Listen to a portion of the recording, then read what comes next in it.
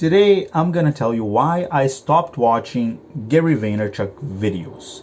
I'm Sam Sleeman, and here is my daily take on YouTube celebrities. I stopped watching Gary Vaynerchuk, and I want to start by saying that I'm really thankful for Gary V.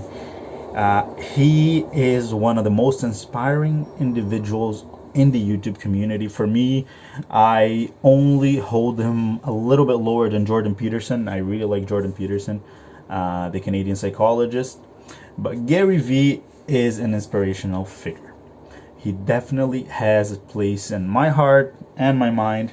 But I just think that at one point in your life, today I'm 26, I probably stopped watching Gary V. I started watching him when I was like 22, I think, 21. And I watch him like pretty much almost every day or every second day for about 3 years. A lot of useful advice.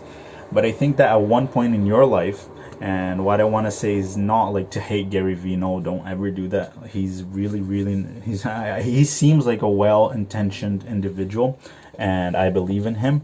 But I just think that one point in your life, you need to start living your life. It doesn't matter what your upbringing is or like what your thoughts are or what you've been through, but you just have to start living your life.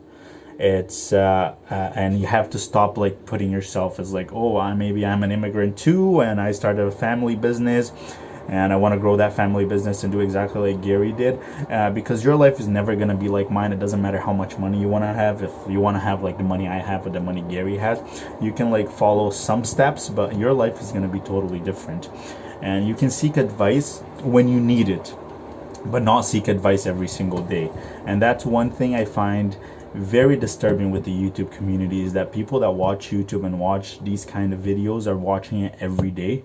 And no, sometimes you do need advice, and it's usually better to have like a mentor or maybe an uncle or a dad, or I don't know who it is, or like maybe another businessman that you just met in your local freaking city, like, or your neighborhood. It's good to have these people where you have a one-on-one conversation where they actually know exactly your situation. Because as much as Gary can give advice or someone can give advice, it's too vague usually.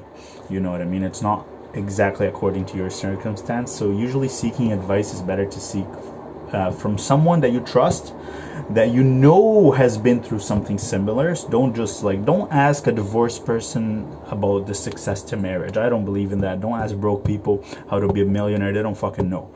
You know what I mean? Ask millionaires how to be a millionaire, yes, but don't ask YouTube people that know nothing about you and your city and your environment and what you like and what you dislike how to be a millionaire.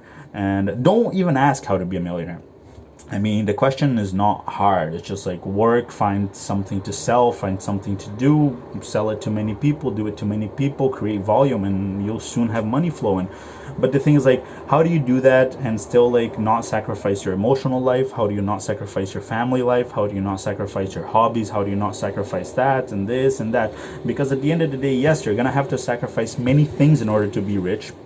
That is absolutely out of the questions. You have to sacrifice, but you don't want to sacrifice your own personality, your own identity, so that you're like a 60-year-old douchey guy who has nothing to offer. Like, you can only talk about, like, let's say you go into real estate, you can only talk about real estate. That's not fun, man. It's not fun. It's good to be well-rounded. It's good to know many people, and you don't have to be friends or like the social butterfly and know everybody. No, that's also not, like, usually these people are not happy from my findings. I don't know, but it's good to have 3-4 friends that you can discuss about different issues except just work and money.